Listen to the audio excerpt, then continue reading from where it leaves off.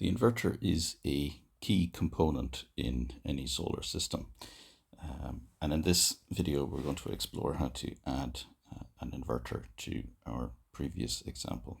So, launching the app, I can see that I created a what if usage scenario where I had no solar. So it simply had a load profile.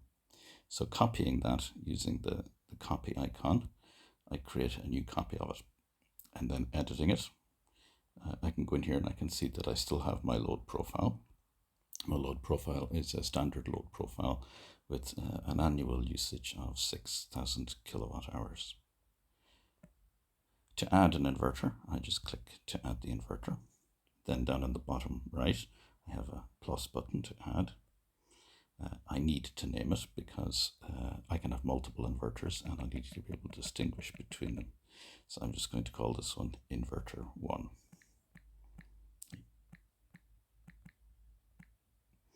Okay, there's a couple of parameters that are available here for you to tweak and change. The minimum excess is the amount of electricity or PV electricity generated, below which the inverter pretty much ignores what's actually being generated by the panels.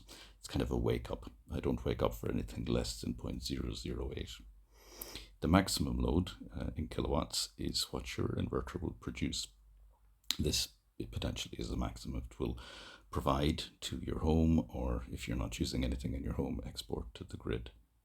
The number of MPPT describes the maximum power point tracking ports that are on your inverter. Some inverters have none, they're just battery inverters. Other inverters have one, and some inverters have two, and occasionally I've seen inverters that have three. This is the port which you use to attach strings of panels. Then every inverter has loss. This you'll get from the specification sheets for the inverter. You've got AC to DC loss. So the grid works on AC and your home typically works on AC. So if you're going to store power in your battery from the grid, then you will lose electricity. You will lose some electricity, some percentage of it. It's not a lot, but it is definitely something that we need to take into account in the simulation. Then you have DC to AC loss. So this is when you are generating electricity from your PV panels. They generate DC, and of course your house needs AC. So again, there is a loss involved in doing that. And the third loss type is DC to DC. So this is where, if you have a hybrid inverter, the solar panel electricity generated DC is at the wrong voltage for charging the batteries. So it has to be converted to a different voltage. The loss here is typically very low, but again, it's worth mentioning so that you can look in your specifications and set that. If you don't want to do that, that's absolutely fine. These defaults are fairly reasonable. The big one that you may need to change is your maximum load. Okay, so I can save that.